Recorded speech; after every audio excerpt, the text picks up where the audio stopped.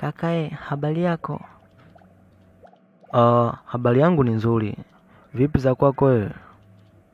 Poa, namshukuru Mungu. Lakini mwenzako nilikuwa na shida. Shida gani hiyo? Nieleze, pengine naweza nikakusaidia.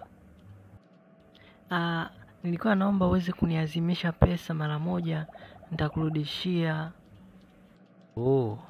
Sasa nisikilize. Kama una shida kweli na pesa, utanielewa kweli?